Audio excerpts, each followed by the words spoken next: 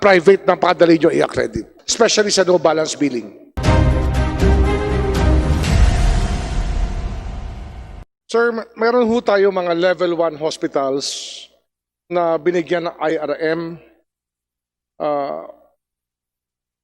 Are level 1 hospitals capable of handling COVID cases?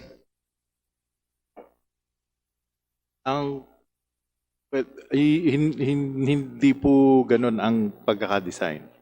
Kumbaga, maaari po siyang makahandle, maaari din pong hindi.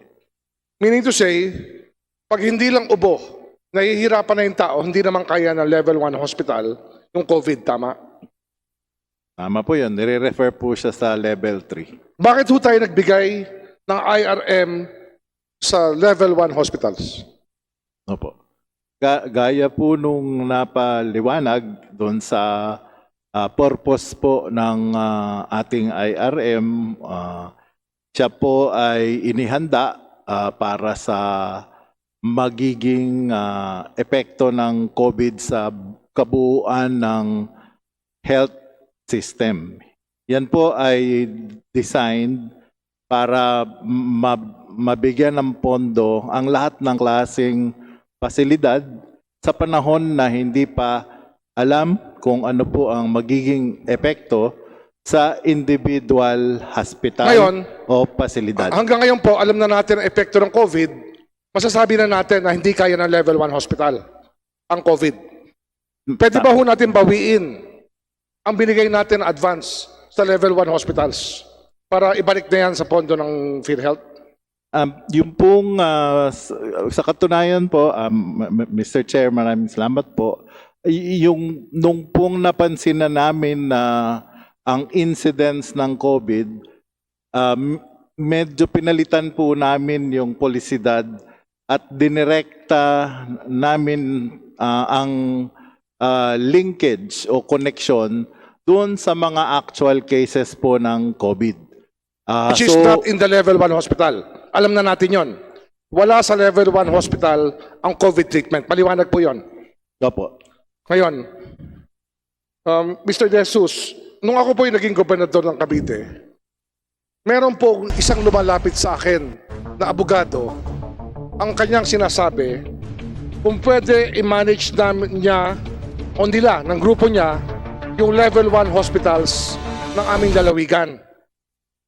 At ang kanyang sinasabi, isa lang daw ang aming kailangan gawin.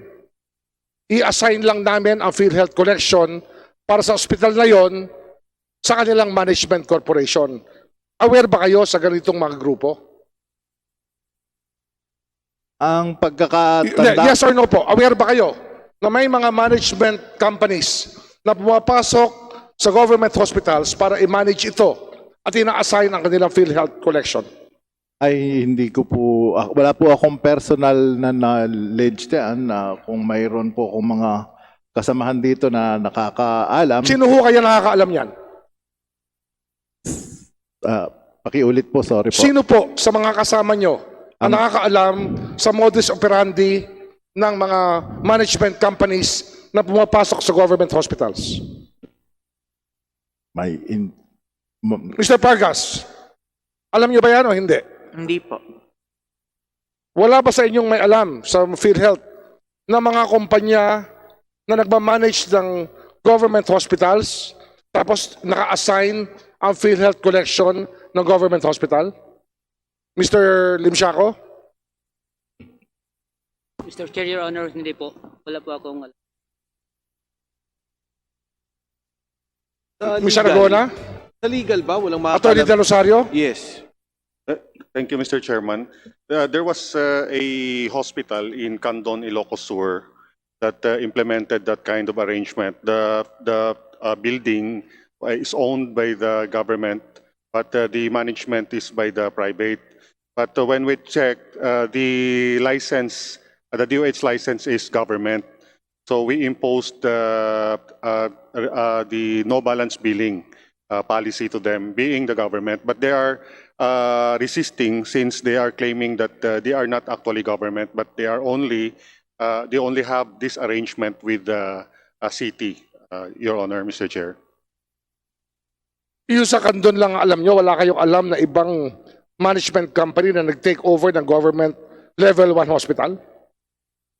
As far as I know, sir, that's the only hospital. Maybe the operations can respond to that. The operations sector. Sino ba sa operations? Isa That Laguna? is in what area, sir? Cavite area will be Like Cavite, Laguna, Batangas, Rizal, or anywhere in the country? Morning, Your Honor, Mr. Chair, Sir Congressman. I have no knowledge with regards to that arrangement. Mr. Chairman, kasi positive ako na merong ganito eh. Sa Samar ba, wala? Sa Katarman, yung level 1 hospital sa Katarman? Sa Northern Samar, wala ba? Na minamanage ng kampanya, na ibang kumpanya yung level 1 hospital ng gobyerno? Wala kayo alam? You're under oath, ha? Baka mamaya magkasabitan tayo dito. Wala aamin sa inyo? So, no knowledge whatsoever, Mr. Pagas? None, sir. 60% of PhilHealth payments go to private hospitals and 40% sa gobyerno, tama? Yes, sir. 58-42 or maybe to round it off, it's 60-40. Mr. De Jesus, you're aware of that? Mr. Chair, Mr. Congressman, pwede po bang pakiulit? 60-40, private-public. Yung private hospital gets 60% of PhilHealth payments, the public hospitals get 40%, according to Mr. Pargas. Would you More or agree with less, that?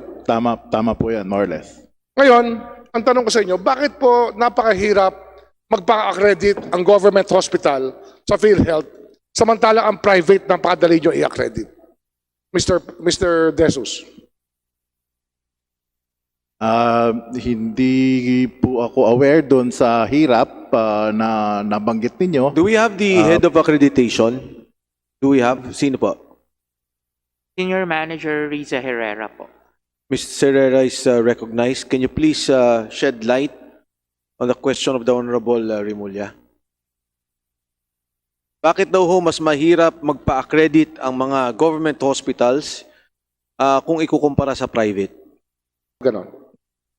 Sir, the no balance bill only applies Exactly, no? government Pero bakit hospital. ang private hospitals, madali ma-accredit, bayaran nyo, pero ang government hospital, pag hindi no balance billing, hirap na hirap makasingil sa Lady inyo. B, mambabatas, Bakit po ganun? kinundi na si Tourism Before Secretary you Romulo reply, Puyat for the sa record mistulang lang po, pakilala niyo po ang inyong Yes, sarili. good morning, sir. I am Dr. Riza Herrera of the Accreditation Department, Go ahead, Senior please. Manager of the Accreditation. Salamat po. Bakit ito napakahirap na magkaroon ng no balance billing ang government hospitals, ma'am? On our experience, sir, ang no balance billing performance not be complied with if the facility is not equipped with the adequate HR complement, the adequate supplies, and the expertise po ng mga professionals. So if they do not meet the requirements of the NBB, they are given the chance to comply with the requirements. They are not immediately denied of accreditation. Kasi like sa amin po sa Cavite, it took us almost 1 year to be able to comply with our General Emilio Aguinaldo Hospital. 1 taon po ang inubos namin para bigyan kami ng accreditation sa no balance billing. Samantalang lahat ng private hospital sa paligid namin nabigyan ng PhilHealth accreditation. Lahat sila meron ng marka ng PhilHealth, may karato ng PhilHealth sa mga private hospital. Ang sa akin lang po, bakit may bias ang PhilHealth for the private sector as compared to the public sector? Sir, Mr. Chair, the requirements for accreditation are the same for both public and government.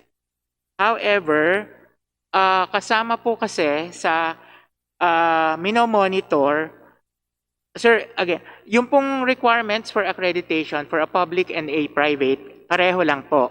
However, yung pong no balance billing, yan po ay isa sa polisiya ng PhilHealth. At yun nga po, sa ngayon, ang may no balance billing is the government.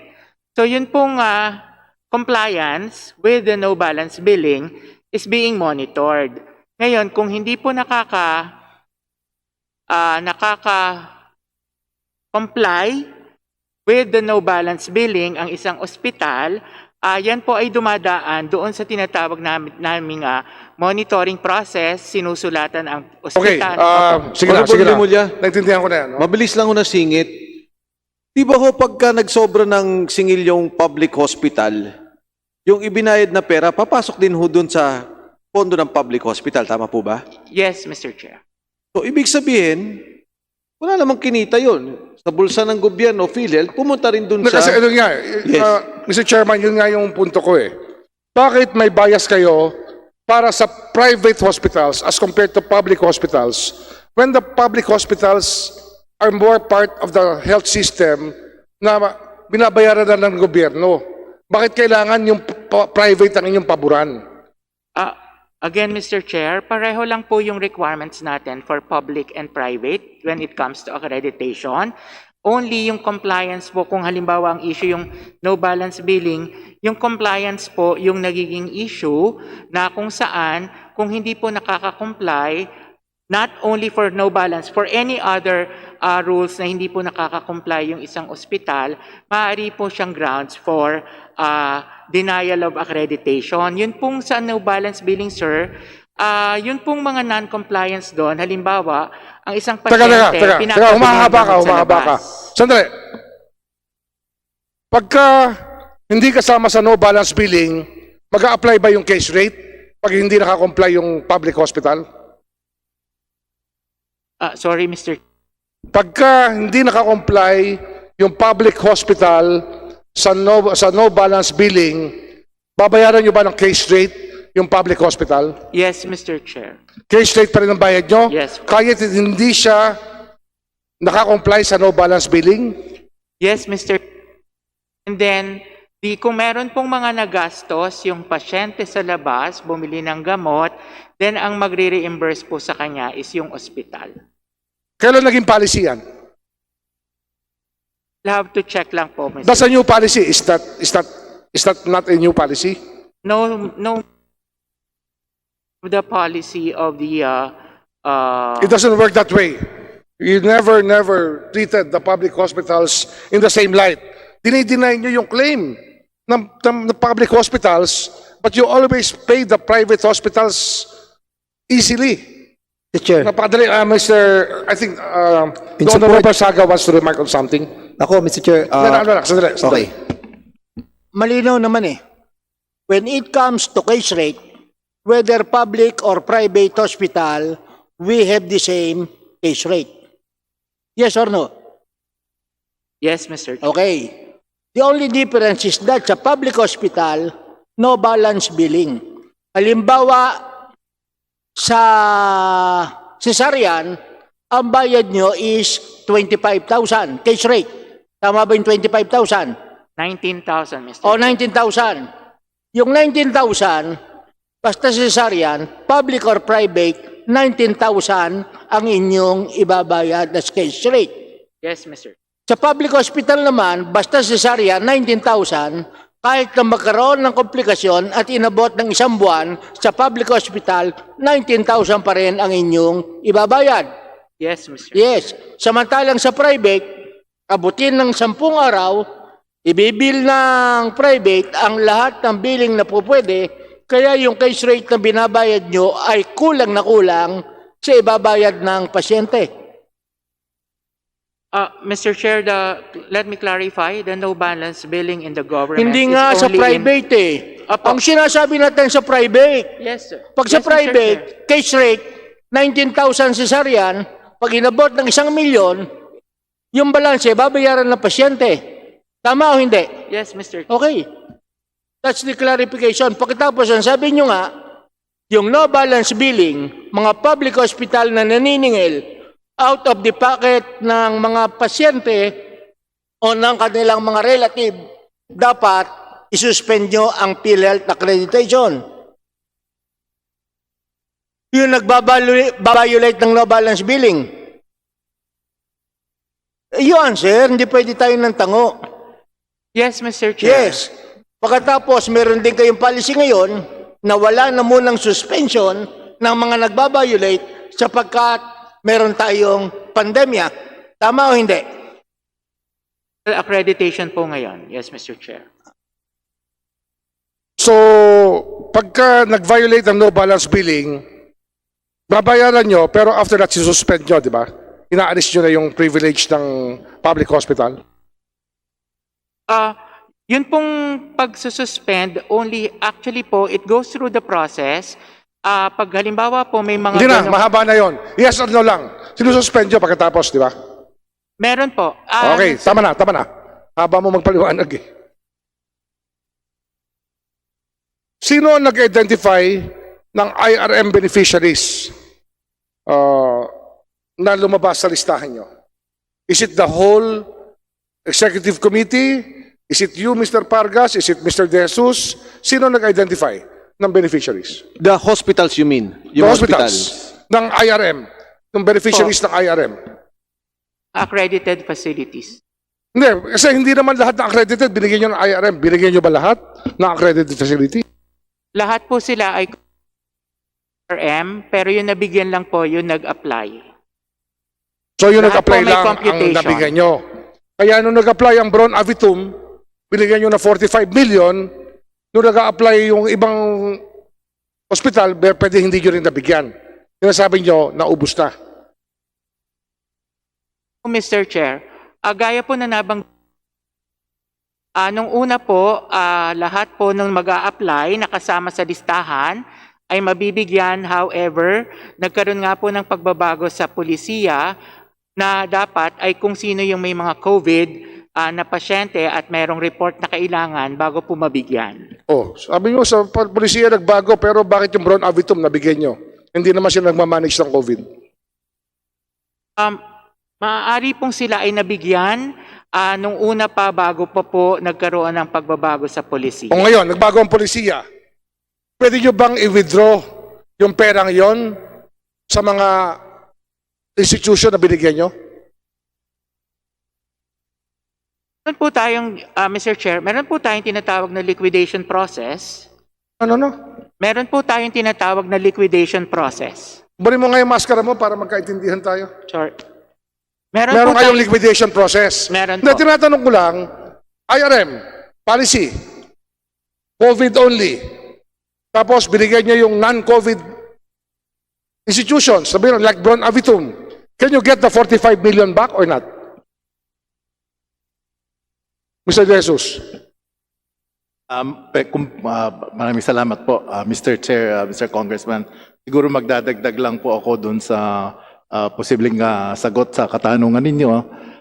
Yung pong paraan ng PhilHealth para ma-recover ang pina-advance namin po ay yun pong proseso ng pagpanahon po ng mag-submit na ang mga ospital ng kanilang sariling mga benefit claims. Ibig pong sabihin, kung sa isang ospital o isang pasilidad, meron po silang ginamot na 2 pasyente, yun pong claim documents nung para dun sa 2 pasyente, kahit ano po ang sakit nun, papasok po yun dun sa mga pakete, dun sa mga case rates na binanggit. Mr. De Jesus, delikado tayo dyan.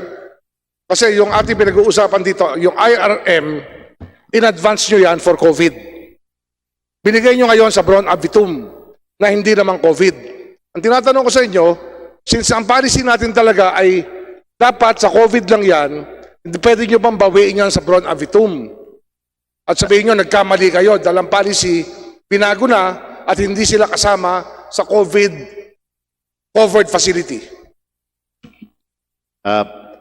Kaya nga po,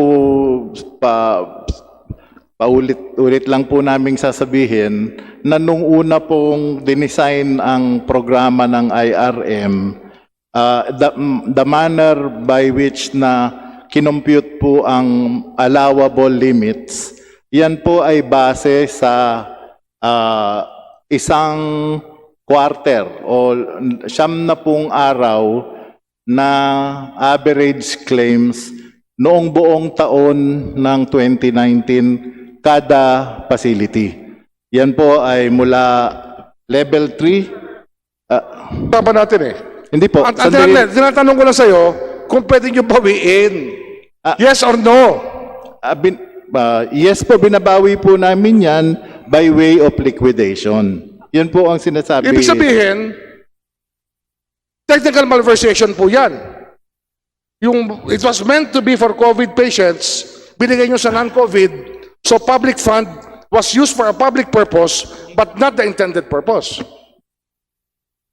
Yun nga po ang pinapaliwanag namin na ang disenyo po ng IRM program ay para po sa response o responde ng PhilHealth sa magiging posibleng epekto sa buong sistema ng healthcare.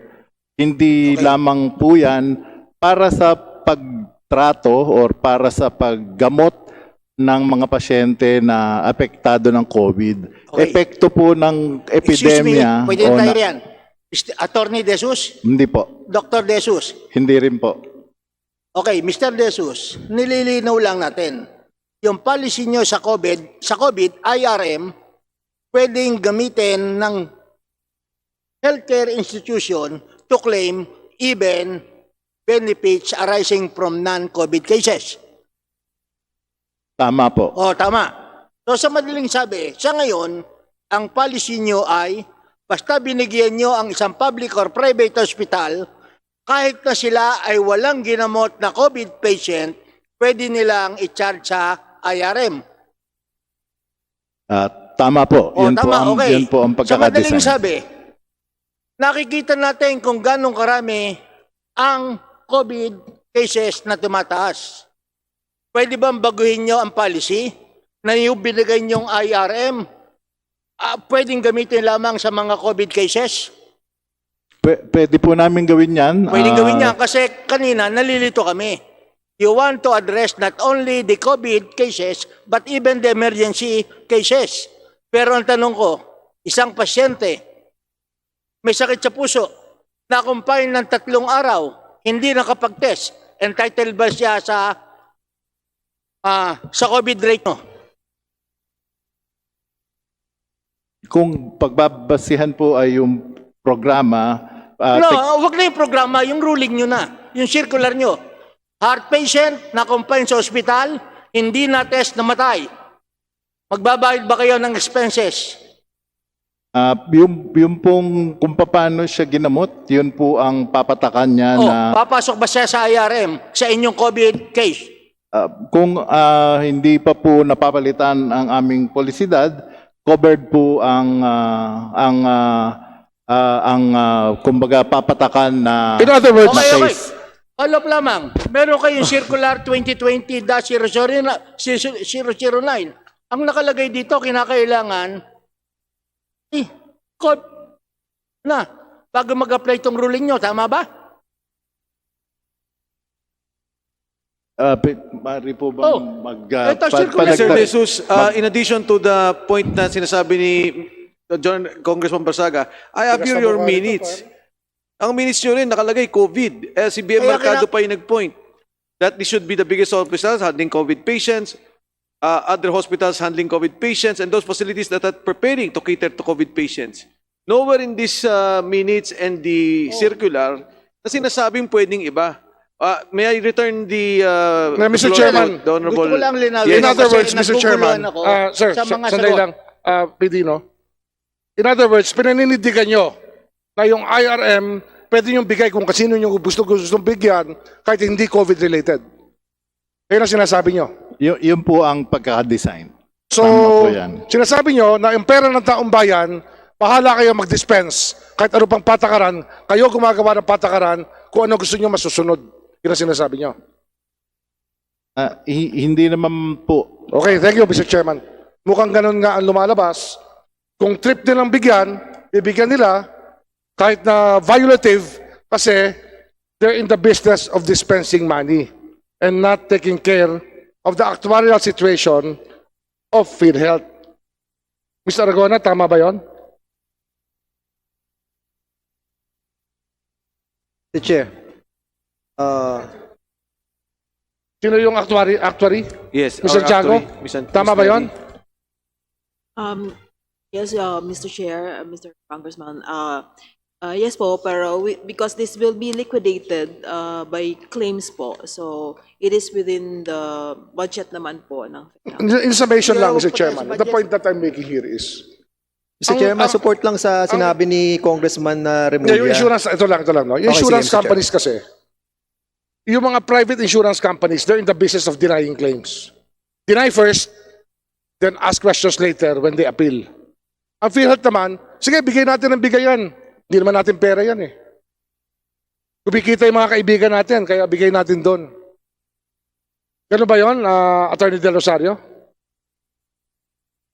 Bigyan natin ng ibigayan kasi bibigyan naman ng subsidy ng taong bayan yan, nagbabayad naman ng premium ng mga tao, kaya hindi natin kailangan ingatan nung babayaran natin. Bayaran natin lahat yan. Kumikita nga mga kaibigan natin. Ganun ba yan, Attorney De Rosario? That is not correct, Mr. Chairman. I think the policy of the corporation is really to assist the hospitals and other healthcare providers during this time of pandemic, hoping that the assistance will redound to the benefit of our members. But to address your question whether... Na, Mr. Chairman, ito na lang, Sir. no? Para lang, bibigyan ko lang, ipo-profile ko lang to, no? I would like to request that all PhilHealth payments, orderly lang pagkagawa, no? By the year. Sa lahat ng hospital sa Cavite, public and private, pwede isabit lang dito para I would know the profile of each institute na binayaran ng PhilHealth. And I will prove my point with that, Mr. Chairman. Thank you. Mr. Chair, For last, ano lang, 7 years na lang. So, the last 7 years, lahat ng PhilHealth payments na ginawa, na binayad sa lahat ng public and private hospitals sa lalawigan ng Cavite, gusto kong kunin yung record ng PhilHealth. Pwede nyo bigay sa akin yan.